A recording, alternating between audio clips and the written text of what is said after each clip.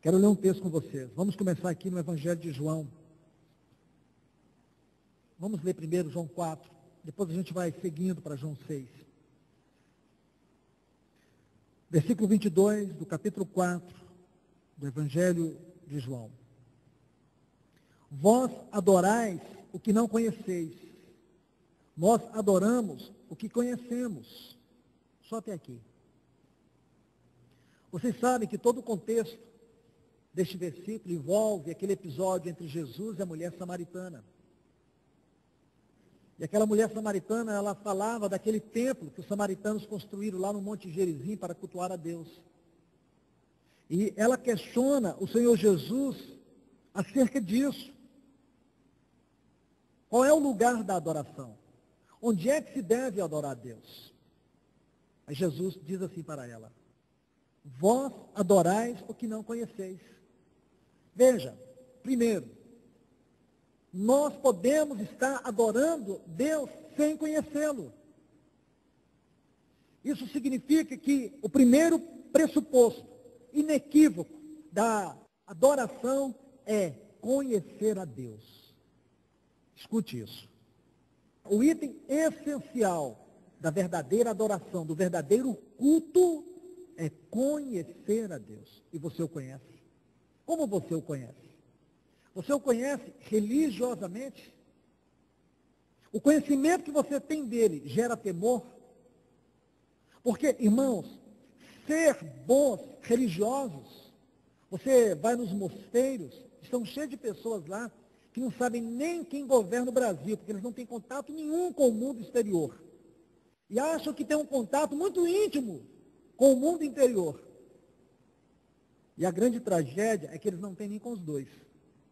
Porque se conhecesse o Senhor, saberia que a vida cristã não é essa. Você conhece o Senhor? Você tem intimidade com Ele? Porque o Senhor Jesus coloca de uma forma muito clara que nós podemos adorar a Deus sem conhecê-lo. E adorar a Deus sem conhecê-lo é o culto vão, é o culto banal. Uma pessoa que ministra o Senhor e profundamente não conhece o Senhor, essa pessoa está ministrando o quê? O culto banal. Qual é a prova do nosso conhecimento com Deus? Se você pega Abraão, você vai ver que Abraão, o caminhar dele revela para nós o caminhar de uma vida de cruz. Você pega aqueles altares na vida dele, que nós já estudamos, vai mostrar para nós o caminho do adorador. A maneira como Deus vai nos levar a conhecê-lo, a experimentá-lo, a desfrutá-lo. Em termos práticos, qual tem sido a sua relação com a palavra de Deus? A palavra escrita e a palavra falada. Qual tem sido a sua comunhão com ela? Você tem abraçado essa palavra no seu coração? Quando você lê a Bíblia, você sente essa comunhão, você sente essa aproximação, você sente esse desejo, esse anelo, esse prazer? Você sente vida? Ou você lê religiosamente? Quando você ouve a palavra do Senhor, você sente tremor? Você sente que você realmente precisa se render a Ele? Esses são aspectos práticos de pessoas que conhecem o Senhor e que caminham para conhecê-lo. O primeiro item, e aqui nós temos o item essencial, é conhecer o Senhor. Uma pessoa que não conhece o Senhor não é capaz de adorá-lo. Uma pessoa que não conhece o Senhor não é capaz de oferecer para Ele o culto digno. Este é o primeiro item que nós vamos ver.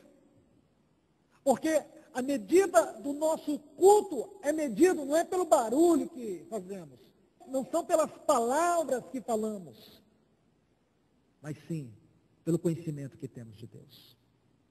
É este conhecimento que deve caracterizar o culto. E não quanto falamos. Porque falar é fácil. Nós podemos dizer aqui que Deus é majestoso, sublime, soberano. Podemos buscar no nosso português os adjetivos mais sublimes e excelentes para tributarmos a Deus. O que é isso? Vão. Isso é banalidade. Não que isso em si seja. Porque o pressuposto inequívoco não é o que falamos, mas o que conhecemos. Porque quando você diz que Deus é majestoso, você tem que conhecer a majestade dele. Quando você diz que Ele é poderoso, você tem que conhecer o poder dEle. Como eu e você dizemos que Deus é majestoso, mas nós não conhecemos a majestade dEle. Dizemos que Ele é poderoso, mas nós não conhecemos o poder dEle. Dizemos que Ele é santo, mas não conhecemos a santidade dEle. Tudo que conhecemos são letras. Aquilo que a gente lê num livro. A gente lê num livro sobre a santidade de Deus, fica com isso na mente, mas o nosso coração está longe do Senhor. O Senhor mesmo disse, esse povo me honra com seus lábios, mas o seu coração está longe de mim. Esse é o culto banal. Essas pessoas lá no Monte Gerizim estavam cultuando o Senhor, mas não conheciam o Senhor. Lá no capítulo 17 do livro de Atos dos Apóstolos, se vocês olharem lá no versículo 23, você vai ver que Paulo está em Atenas. E ele diz para aqueles atenienses, porque passando e observando os objetos do vosso culto, ele diz, eu encontrei um altar no qual estava escrito, ao Deus desconhecido. Aí diz, por esse que adorais, sem conhecer, precisamente é aquele que vos anuncio. Eles estavam adorando a qualquer Deus que existisse. E achavam que estavam prestando a verdadeira adoração. Eles cultuavam naquele altar e achavam que estavam fazendo certo. Aquelas pessoas não tinham conhecimento de Deus. É impossível nós adorarmos a Deus se não sabemos quem realmente Ele é. É impossível. Meus irmãos, eu repito mais uma vez. Não adianta as suas palavras lindas.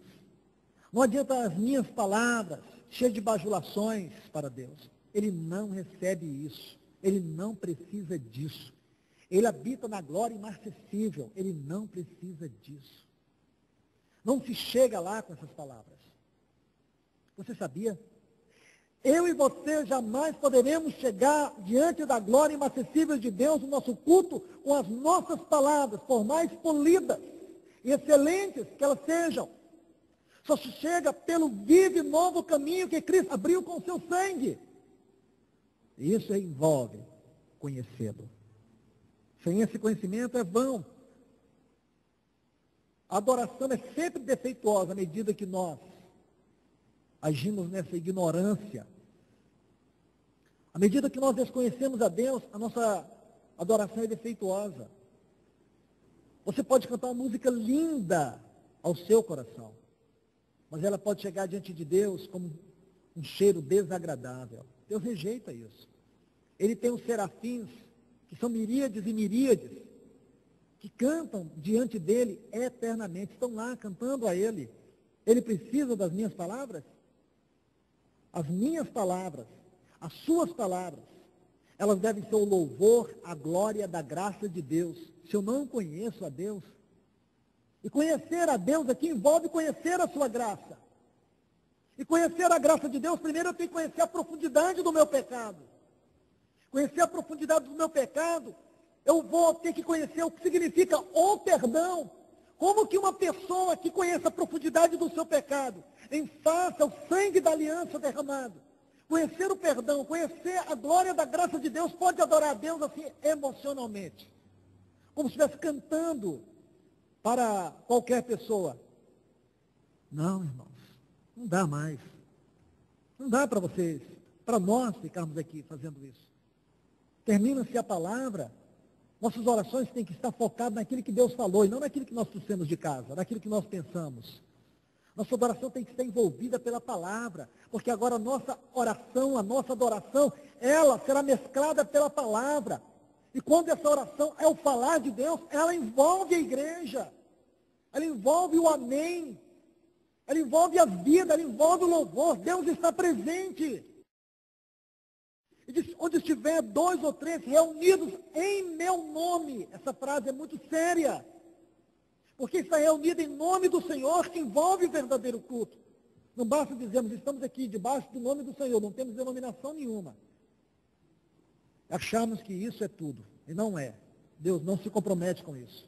Deus não se compromete com o nosso caráter. Deus se compromete com o caráter dele. Isso é sério. Vamos aqui em João, Evangelho de João, no capítulo 16. Porque nós vemos as consequências de um culto onde Deus não é adorado. Essas consequências são sérias. Evangelho de João, no capítulo 16, versículos 1 e 2. Tenho-vos dito estas coisas para que não vos escandalizeis. Eles vos expulsarão das sinagogas, mas vem a hora em que todo o que vos matar julgará com isso tributar culto a Deus. Quando falhamos em conhecer a Deus, nós cometemos torpezas. Olhe o que diz esse texto. E vem a hora em que todo o que vos matar julgará com isso tributar culto a Deus. Você pode lembrar de alguém que fazia isso, ou que fez isso? Paulo. Paulo perseguia a igreja achando que ele estava cultuando a Deus. Ele achava que ele estava agradando a Deus. Tudo que ele fez baseado no conhecimento que ele tinha de Deus. Que esse conhecimento levou ele a fazer torpeza. Quando ele contempla o Senhor Jesus, qual foi a pergunta que ele fez? Quem és tu, Senhor? Ali ele viu que ele não conhecia a Deus. Quem és tu, Senhor? Ele estava cometendo torpeza. Isso é muito sério. Estevão foi morto pelo consentimento de Paulo, e Paulo achou que matando Estevão, ele estava agradando a Deus. Quantas pessoas estão cometendo torpezas e estão achando que estão agradando o Senhor? Quantas pessoas? É muito sério tudo isso, muito sério mesmo. Olha o versículo 3. Isso farão porque não conhecem o Pai e nem conhecem a mim. Olha quantos textos são claros. Porque não conhece o Pai, não conhece a mim, mas estão cometendo torpeza, estão fazendo coisas terríveis e perversas, tendo a sensação de que estão agradando a Deus. Irmãos e irmãs, nós não temos que fazer um culto baseado na experiência humana. Porque o culto ele tem que ser teocêntrico. O centro tem que ser Deus. Desde o momento que nós chegamos aqui, nós temos que chegar com reverência. Esse não é um mero lugar. Esse lugar aqui é consagrado para nós adorarmos o Senhor. Para que nós oferecemos o culto a Ele. Você e eu temos que ter essa consciência. Aqui é o lugar onde nós podemos nos reunir juntos e oferecer para Deus o culto. Lembra quando Deus ordenou, através de Moisés e Arão, que o seu povo saísse do Egito? Ele diz, porque eles vão me oferecer um culto no deserto. Deus queria um culto. Deus queria ser adorado pelo seu povo. A única coisa que Deus queria era que aquele povo oferecesse um culto para Ele. E aquelas pessoas foram incapazes de fazer isso. Por isso que Deus instituiu os levitas. Porque Ele quer o culto. Ele quer o culto do seu povo. Ele quer restaurar isso na vida da igreja. A igreja, irmãos e irmãs, ela tem que entender que a sua reunião, esta reunião, é uma reunião solene. Não se pode permitir que nós venhamos chegar nesse lugar de qualquer maneira. Não se pode permitir que nós venhamos reunir aqui de qualquer jeito. Tem que haver temor. Você não está bem? Então você acha que tem que ficar em casa? Fique em casa, mas não venha reunir para oferecer para Deus um culto banal. Se você não tem uma disposição de cultuá-lo, de adorá-lo, de ministrar a majestade dele, então não venha, fique em casa. Se você não é sério com o Senhor, se você não tem um compromisso sério com Ele, não trate Ele com leviandade. Sabe o que Paulo disse? Lá em 1 Coríntios 11, eis a razão porque há entre vós muitos fracos e muitos doentes. Sabe por quê? Não discernirmos o corpo. Nós não sabemos o que é o corpo de Cristo. Não sabemos o que é a igreja. Teoricamente nós sabemos. Irmãos, Deus não quer teoria, Deus quer prática. A nossa vida é uma prática, não é uma teoria. Se nós não respondemos da prática, não interessa o quanto nós sabemos. Deus não vai nos julgar pelo quanto sabemos, e sim pelo que vivemos. O que você tem vivido da vida cristã? Como você tem vivido essa vida cristã? Isso é muito sério. Quando o povo de Deus se reunia, lá na igreja primitiva, você vê Paulo dizendo, uns têm salmos, outros têm hinos, um outro tem profecia, um tem palavra de sabedoria, outro tem palavra de conhecimento. O Espírito Santo reinava na vida da igreja. Hoje, irmãos e irmãs, nós somos tão imaturos, nós não sabemos nos comportar diante de Deus, diante da sua palavra, diante do Espírito Santo. O Espírito Santo não tem liberdade de agir por meio das orações, por meio das palavras, por meio dos cânticos. Porque tudo que fazemos tem sido apenas um programa decorado. Nós sabemos como o culto vai começar e sabemos como ele vai terminar. E achamos que com isso estamos agradando a Deus. Esse é o culto banal. Eu acho que nós precisamos ser sérios com o Senhor. Dizer para o Senhor, nós não vamos mais cantar. Vamos parar de cantar, até o dia que nós aprender, pelo menos sentar e permanecer diante dele. Nós vamos parar com a palavra, enquanto nós não tivermos o coração dispostos para receber o Senhor com temor e tremor. Meus irmãos e irmãs, quero falar sobre os elementos espirituais no culto a Deus. Primeiro, precisamos ter uma visão clara de quem realmente é Deus. Isso eu tenho falado para vocês até aqui. Conhecê-lo. Porque não conhecemos a Deus, temos sido consumidos pelo mundo. Eu não sei quantos de vocês foram tocados por aquele versículo 25 de Daniel, capítulo 7. Ele, o anticristo, vai magoar os santos. A palavra ali, traduzida do hebraico, é consumir lentamente, é desgastar. Como Satanás está desgastando os cristãos nesse tempo. Irmãos, nós não temos exercido discernimento. É por ignorância espiritual. É porque nós temos sido muito ignorantes. Nós não temos deixado o Senhor falar no nosso coração como Ele quer. Nós achamos que temos pagado Deus suficiente para Ele falar conosco o que nós queremos ouvir. Deus não se rebaixa a esse nível. E você pode estar vivendo uma vida cristã completamente vazia por ignorância espiritual. Vamos nessa noite, vamos nos render ao Senhor. Nós não temos o direito de viver uma vida cristã tão medíocre em face a tudo que Deus tem investido na nossa vida. Deus tem feito um depósito tão rico, tão caro, tão valioso. E agora nós temos medíocres? Isso é inconcebível. Nós temos que viver uma vida cristã elevada. Você entende? Uma vida cristã que toque Deus.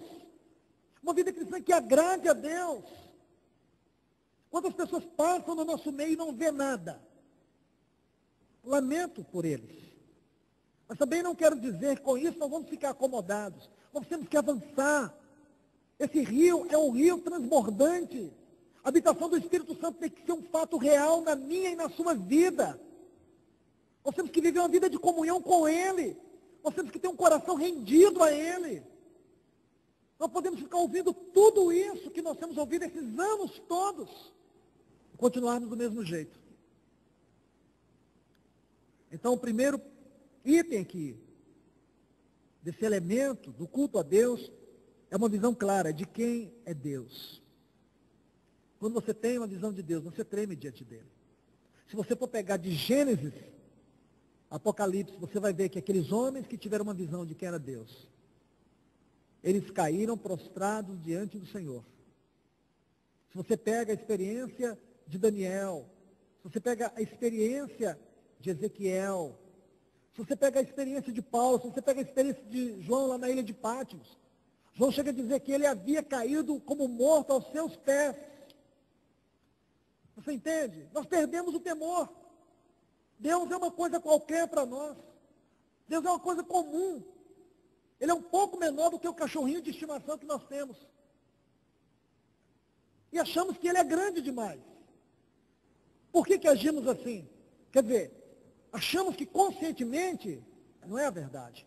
Mas olha a conduta, olha a sua prática, olhe como você tem relacionado com ele. Como você tem concentrado o seu coração diante dele.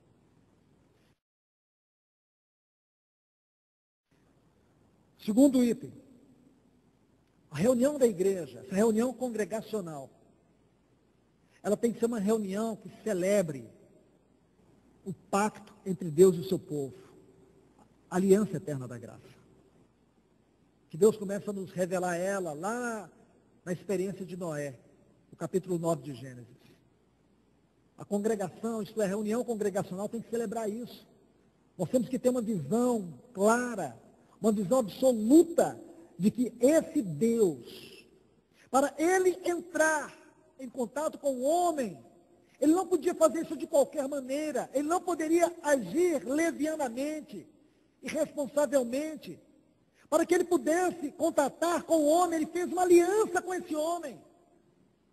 Mas, olhando os termos da aliança, seria impossível. Porque toda aliança envolve uma troca, envolve um juramento, envolve promessas, envolve fatos. E se você olhar, o que nós tínhamos para entrar nessa aliança? Nós tínhamos nada, a não ser os nossos pecados. Deus é infinitamente maior do que nós. É eternamente superior a nós em todos os seus atributos. Não se compara Deus com o homem. Mas sabe o que ele fez? Ele fez uma aliança com esse homem. E não tendo por quem jurar, ele jurou por si mesmo. E sabe o que ele fez? Ele se empenhou, ele empenhou sua palavra nessa aliança. E nessa palavra, ele nos deu seu filho. E essa dádiva que ele deu, seu próprio filho, ele fez uma aliança conosco lá na cruz do Calvário, uma aliança eterna, irrevogável. Eu e você estamos numa aliança com ele. E o nosso culto tem que tributar essa aliança. Você entende? Nessa aliança estão os fatos de Deus, como também estão as promessas de Deus. Aquilo que ele consumou lá na cruz do Calvário, nós temos que celebrar isso. Uma pergunta. Ultimamente, nos cultos que você tem ministrado ao Senhor, houve algum momento que você celebrasse algum dos itens que compõem essa aliança? Você tem meditado no perdão dos pecados? Você tem meditado naquilo que Cristo fez por você? Você tem meditado no amor de Deus, na sua graça, na sua misericórdia? Quão vil você é e o que Ele fez para poder te salvar eternamente? Ele colocou você numa aliança, numa posição de aliança, onde você pode entrar na presença dEle. Você compreende? Onde você pode falar diretamente a Ele. Todas essas coisas, todos esses assuntos são fundamentados na aliança eterna da graça de Deus. Você tem ideia disso? E você tem celebrado a Deus sobre essa aliança, ou por causa dessa aliança? Quando cantamos, quando nós temos a oportunidade, os irmãos dizem, vamos adorar. Você passa isso no seu coração? Ou você olha para aquela letra que você canta decorado, você jamais coloca o seu coração naquelas palavras, nem permite que o Espírito Santo te eleve além daquilo? Ah, irmãos, não se pode dizer que existe um povo cultuando o Senhor se esses fatos não estão presentes. Nós precisamos arrepender, porque não temos celebrado congregacionalmente a eterna aliança da graça que Deus tem conosco. Esses fatos estão esquecidos, estão lá no último lugar da nossa prateleira emocional. Essas coisas não fazem parte mais da nossa vida.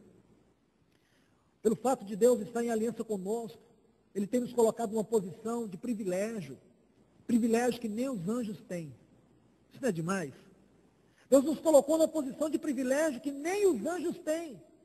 Os anjos que estão tributando a Deus em sua excelsa glória, eles não têm os privilégios que eu e você tem. E eles o adoram.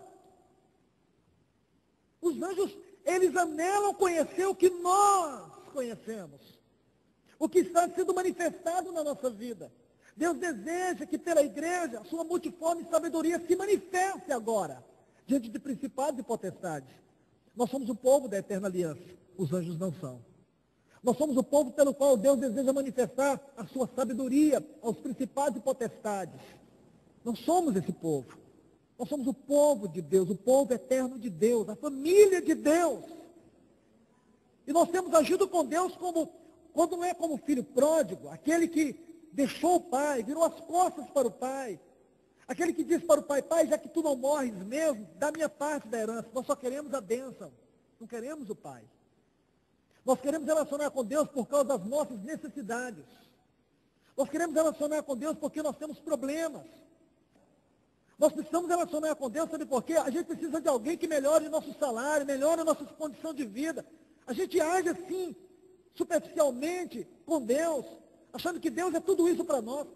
Irmão, Deus não se pode comparar com isso. Nós temos que relacionar com Deus, porque Deus é Deus. Não é pelo que Ele pode fazer por nós, mas aquilo que Ele é para nós. É o nosso conhecimento, não é a nossa necessidade. Isso não é como aquele filho que sai de casa, nós somos como aquele que fica.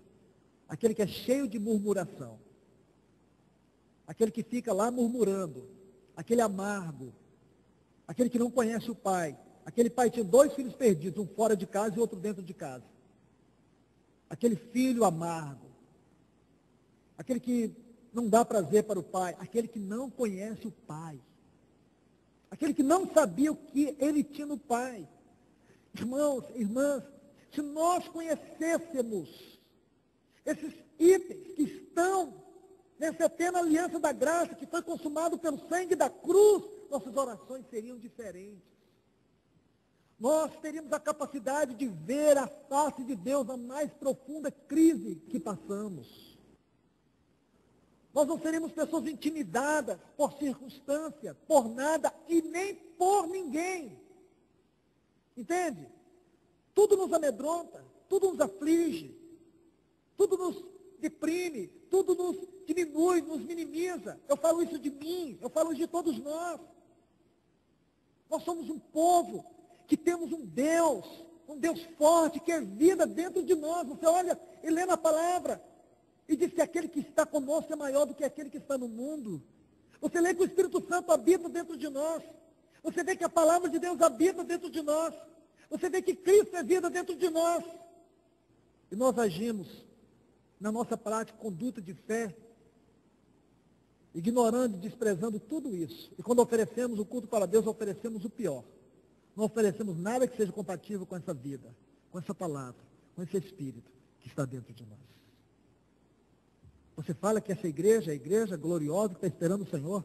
Não. Ela não é Rebeca. Ela está mais para Jezabel. Ela não pode ser Rebeca.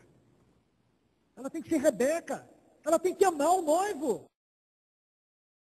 Ela tem que desejar o noivo mais do que qualquer coisa nesse mundo.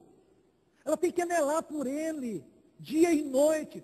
Como diz lá em Cantares, enquanto eu dormia, meu coração velava pelo noivo. Entende? A todo tempo nós temos que velar, nós temos que desejar, nós temos que anelar a volta dele. Irmãos, tem um texto aqui em Eclesiastes, capítulo 5. Quero que vocês meditem nesse texto. Versículos 1 e 2. Olha o que diz o escritor de Eclesiastes, capítulo 5, versículos 1 e 2. Guarda o pé quando entrares na casa de Deus. Chegar-se para ouvir é melhor do que oferecer sacrifício de tolos. Irmãos, olha o que a Bíblia chama o culto banal, sacrifício de tolo. Nós vamos para ouvir a palavra de Deus e às vezes oferecemos sacrifício de tolo. A Bíblia fala melhor ouvir do que oferecer sacrifício de tolo. Pois não sabem que fazem mal, não te precipites com a tua boca, nem o teu coração se apresse a pronunciar palavra alguma diante de Deus. Porque Deus está nos céus e tu na terra, portanto sejam poucas as tuas palavras. Interessante que essa expressão pouca aqui, não é que não temos que falar quase que nada, é que temos que saber o que falamos para Deus. Tem que ser palavras de um coração que conhece o Senhor. Irmãos, olha o texto, guarde o teu pé. Guarde.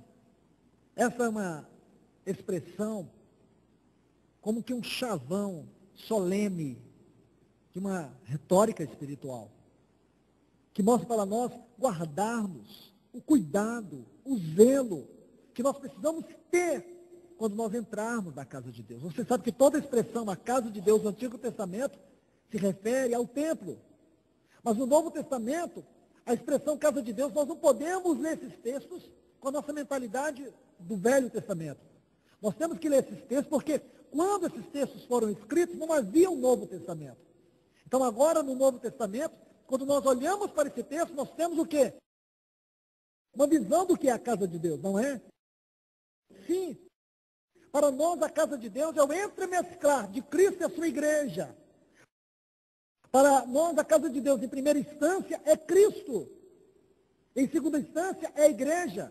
Aqui nós temos uma visão do corpo de Cristo. Cristo cabeça, a igreja o seu corpo. A casa de Deus é o lugar onde nós habitamos, mas é o lugar também onde Deus habita. Por isso que é entremesclar. Ele diz que nós temos que guardar os nossos pés, nós temos que ter zelo quando nós vamos reunir como igreja. Você tem feito isso? Nós temos feito isso? A gente ponderou, pensa, meu Deus, eu estou indo para o melhor lugar nesse momento. O melhor lugar não é esse piso aqui. O melhor lugar é a reunião do povo de Deus. Você entende? A reunião da igreja. Porque ali eu sei que o Senhor está presente. Mas não adianta 2, 3, 4, 10 aqui saber, se a grande maioria não sabe. Aí você entra e você mistura. Você mistura o santo com o profano. Eu falo do culto, não falo das pessoas. Falo do culto. Você mistura com pessoas que não conhecem. E pessoas que não querem conhecer. Irmãos, Deus tem dado para nós uma só palavra. Deus tem falado a todos nós por igual. Mas como tem sido a nossa resposta congregacional para com Ele? Como nós precisamos ponderar sobre isso? Ele diz, guarda o teu pé, tenha zelo, tenha cuidado. Hebreus capítulo 12, versículos 28 e 29. Por isso, recebendo nós um reino inabalável, retenhamos a graça pela qual, olhe essa palavra, sirvamos a Deus de modo agradável, com reverência e santo temor. Essa expressão, sirvamos a Deus, essa expressão no grego é latreu, da onde deriva a palavra latreia, que significa cultuemos. Aí ele diz assim, por isso recebendo nós um reino inabalável, retenhamos a graça, pela qual cultuemos a Deus de modo agradável. Olhe bem, de modo agradável. Aqui fala do culto que deve ser agradável a Deus. Qual é o culto que é agradável a Deus? É aquele que tem reverência e santo temor. Existe temor no seu coração? Quando você cultua Ele? Irmãos, a gente vai ouvir um pouco sobre dízimo, sobre oferta, mas dentro desse contexto. Vamos ouvir fora do contexto. Vamos ouvir dentro do contexto da seriedade, porque esse assunto tem sido levado a extremos. Alguns têm usado isso para poder aproveitar da ignorância do povo de Deus. E outros têm usado isso para poder simplesmente pregar heresia, ensinar heresia e levar o povo a não conhecer o verdadeiro sentido de ofertar e dizimar. Nós precisamos agir com muito cuidado com tudo isso. Porque não podemos aqui pregar nossa palavra. Temos que pregar a palavra genuína de Deus. Por favor, olhe, esse é o culto que agrada a Deus. Esse é o culto que Deus aceita. O culto onde tem temor, o culto onde tem reverência. Não é um culto onde as pessoas reúnem e fazem o que querem, de forma alguma. Aqui nós estamos reunindo, encorajando uns aos outros, diante da majestade de Deus. Aqui nós estamos fortalecendo uns aos outros, diante do Senhor. Nesse momento o Senhor está falando a nós. Mas vai haver um momento que nós vamos também falar a Ele. Nesse momento, estaremos encorajando uns aos outros. Quantas pessoas sairão fortalecidas através de você, através de outras pessoas? Essa é uma reunião onde todos têm da parte do Senhor para oferecer. E à medida que nós, em santidade, reverência e santo temor, oferecemos para Deus, é como que chuvas que vão caindo no nosso meio. Isso é muito sério. Porque nossas palavras precisam ser palavras cheias de afeições, palavras que refletem a nossa contemplação, palavras que refletem o nosso relacionamento. Porque muitos de vocês vieram do trabalho. Imagine como deve ter sido o seu trabalho. Imagine o que você ouve lá onde você trabalha. Em alguns lugares onde não tem reverência, onde não tem respeito. Eu creio que algumas pessoas aqui devem trabalhar em lugares onde existe esse tipo de gente. Pessoas que têm uma moral muito baixa. Pessoas que só falam e pensam no que não presta, naquilo que não edifica. Você está lá no meio. Então, quando você vem para a reunião do corpo de Cristo, aquela reunião congregacional do povo da aliança de Deus, o Senhor vai limpando sua vida, vai te fortalecendo. Porque eu e você estamos no mundo, mas o mundo não pode estar dentro de nós. Porque se o mundo entra dentro de nós, ele vai nos consumindo lentamente. Nós necessitamos do culto, por isso aqui no capítulo 10, por favor, aqui no capítulo 10 de Hebreus, o versículo 25 diz, não deixemos de congregar como é costume de alguns. Não deixemos de congregar, como é costume de alguns. A importância desse congregar, a importância de estarmos reunidos, a importância do culto congregacional, a importância deste louvor, dessa adoração com temor e reverência a Deus. A importância de tudo isso. Irmãos, eu quero mostrar o último ponto para vocês. Está aqui em Gênesis, no capítulo 4, a natureza da oferta. Aqui nós temos a primeira ocorrência da palavra oferta na Bíblia. É um princípio bíblico da erudição cristã. Todas as vezes que uma palavra ocorre pela primeira vez na Bíblia, geralmente ali se define o seu propósito, a sua natureza, a sua doutrina. Então preste muita atenção. A gente vai ler alguns textos aqui. Aconteceu que no fim de uns tempos trouxe Caim do fruto da terra uma oferta ao Senhor. Abel, por sua vez, trouxe das primícias do seu rebanho e da gordura deste. Agradou-se o Senhor de Abel e de sua oferta. Ao passo que de Caim e de sua oferta não se agradou. Somente até aqui. Então aqui nós temos no capítulo 4 de Gênesis a história de Caim e de Abel.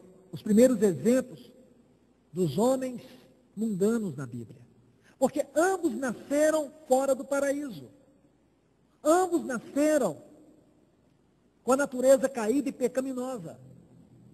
Diferentemente de seus pais, eles foram os primeiros a nascerem com uma natureza caída e pecaminosa. Nem Caim e nem Abel herdaram a graça de Deus proveniente de seus pais, porque a graça não é hereditária, a graça é um dom de Deus.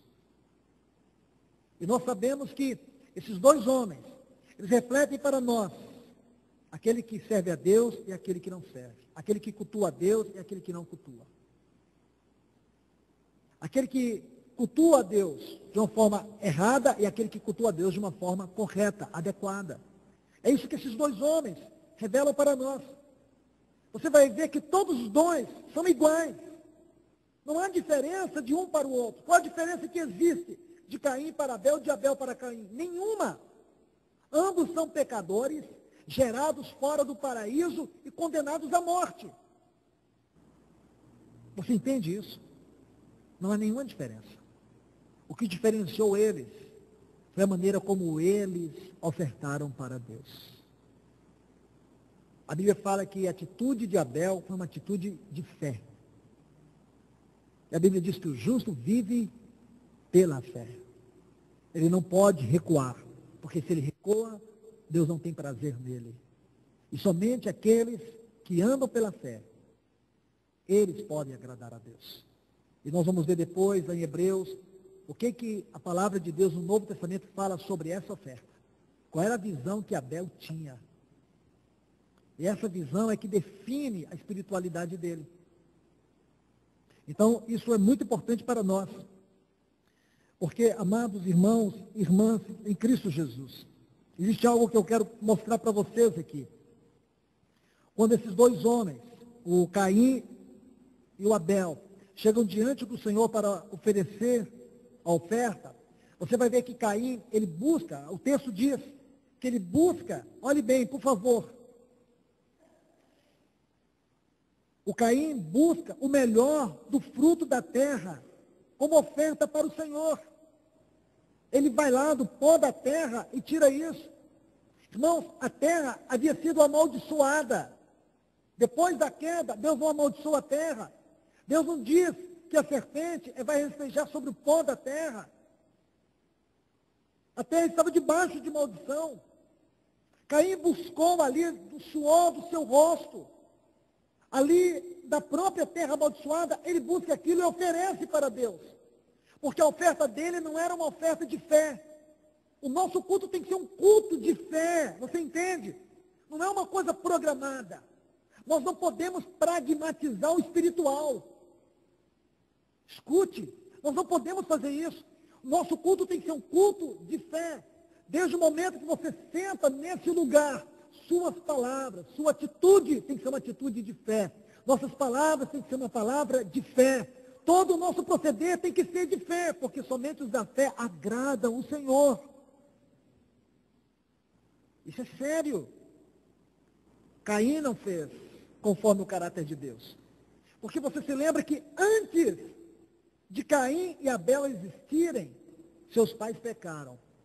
E o que foi que Deus fez? A Bíblia diz que eles primeiro tinham preparado folhas de figueira, e haviam coberto sua nudez. Aí Deus foi lá e matou o cordeiro, e preparou peles de animais, e vestiu eles. Quando o Senhor pede a oferta, o que Abel fez? Abel fez da mesma maneira que Deus. Ele ofereceu para Deus uma oferta segundo o caráter de Deus. Por isso que o nosso culto não tem que ser um culto para agradar pessoas. Ah, mas tem pessoas descrentes aqui, o culto não é para elas. Não é nem para os descrentes e nem para os crentes. O culto é para Deus. Esse culto tem que ser de acordo com o caráter de Deus. Então ele tem que ser santo. Ele tem que ser um culto santo. Foi isso que Caim fez? Não, ele buscou da terra maldita e ofereceu para Deus aqueles frutos. Deus não aceitou. Abel não. Abel pegou o cordeiro, sacrificou o cordeiro e ofereceu para Deus. Por quê? Porque o que Abel fez, ele fez apontando a cruz para ele, mostrando que ele precisava daquela cruz. Porque o primeiro aspecto de morte que nós temos na Bíblia é a morte daquele cordeiro. E aquele cordeiro que Deus sacrificou para cobrir Adão e Eva, foi o cordeiro que nós vamos ver revelado lá na cruz do Calvário. Aquele cordeiro tinha tudo a ver com o caráter de Deus. Você compreende? O cordeiro que foi morto desde a fundação do mundo. Era aquele cordeiro. Agora, quando Abel oferece a oferta, ele oferece na mesma linha do caráter de Deus. Agora ele aponta a cruz para ele. Ele estava dizendo para Deus que ele era um pecador. Ele estava se curvando diante daquela oferta. Ele estava mostrando para Deus não apenas aquilo que Deus era ou quem Deus era, mas aquilo que a justiça de Deus exigia.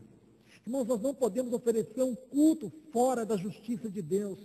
A justiça de Deus exige que nós ofereçamos a Ele um culto santo, um culto reverente, um culto que tem temor, não um culto cheio de conversação, de pessoas conversando, não. Enquanto esse culto não terminar, enquanto o último irmão disser que terminou a reunião, nós não temos o direito de sair no momento do culto. Nós temos que ficar todos sentados, porque isso é reverência ao Senhor, não é organização, é reverência. Não é disciplina, é mais do que isso, é reverência, é temor. Por que não permitimos crianças correndo aqui dentro? Reverência. Nós temos que ensinar isso nas nossas casas, aos nossos filhos. Os filhos não têm o direito, imagina uma criancinha, fala para o pai, quero ir lá para fora, quero ir lá para dentro.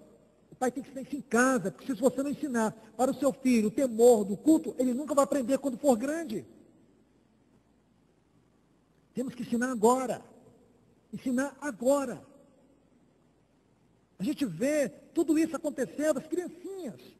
Uma vírgula de gente colocando o pai e a mãe para ficar correndo de lá para cá, nesse corredor aqui, entrando e saindo. Se pode isso? Isso mexe com toda a igreja. Nós somos um corpo aqui. Então nós não podemos admitir irreverência, nem das crianças, nem dos pais, nem de ninguém. Tem que haver temor. Sente com seus filhos nas suas casas. Fale para eles sobre o temor a Deus. Vem, quando você vier para a reunião, vem falando para eles. Passe direto, leve-os ao banheiro, dê água para eles, depois entre. Sente. Se nós não agirmos assim, nós não estamos adequados para continuar recebendo o que Deus tem falado. Nós não estamos adequados para corresponder à responsabilidade do chamamento e da vocação da igreja nessa cidade. Isso é sério, é muito sério. Gostaria que você lesse comigo aqui Hebreus 11:4. Porque nós vamos ver que a diferença entre Caim e Abel não teve origem na natureza e nem mesmo na circunstância que envolvia eles.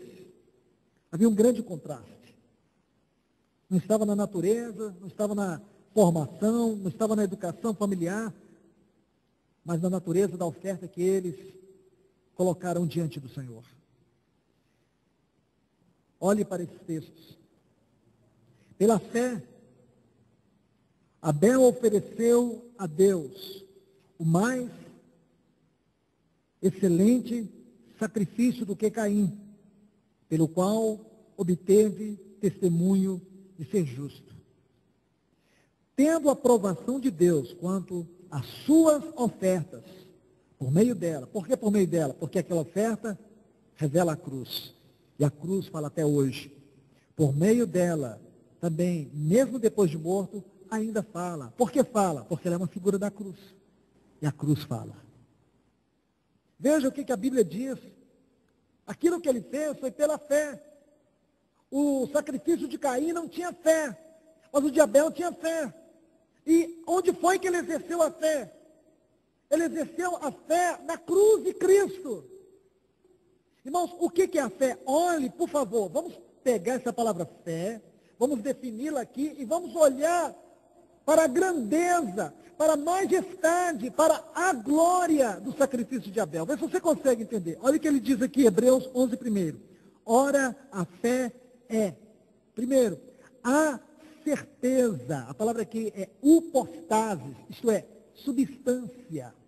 É a certeza de coisas que se esperam.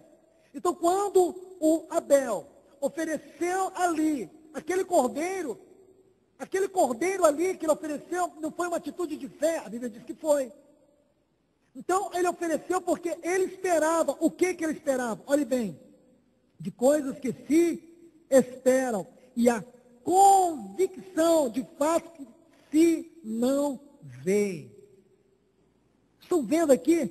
Quando ele ofereceu aquele cordeiro, ele estava vendo o quê? Ele estava esperando o quê?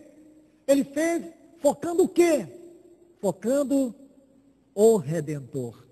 Focando o Salvador. Focando o coração de Deus. Porque a redenção ela tinha que emanar do coração de Deus. Isso é graça. Graça é uma transmissão divina, é uma dádiva divina.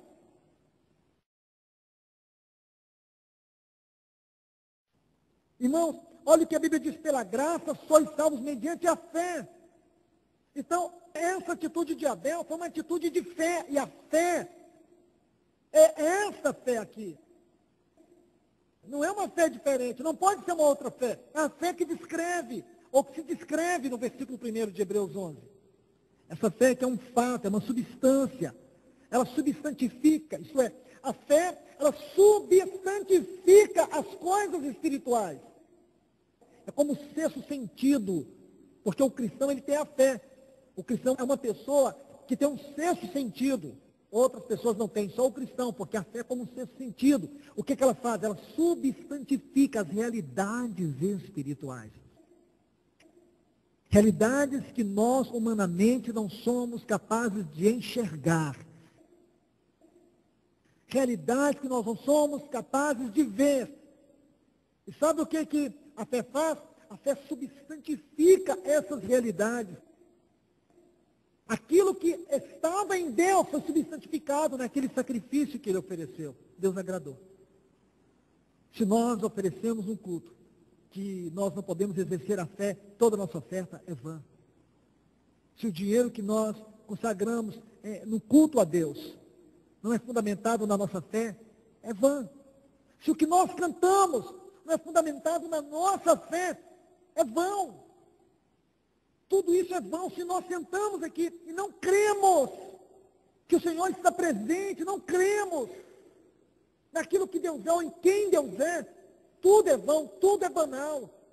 Aquilo que Jesus disse para aquela mulher: vocês estão adorando o que não conhecem. A Bíblia diz que aqueles que se aproximam de Deus têm que crer que Ele existe, que Ele é galardoador daqueles que o amam, daqueles que o servem, daqueles que creem nele.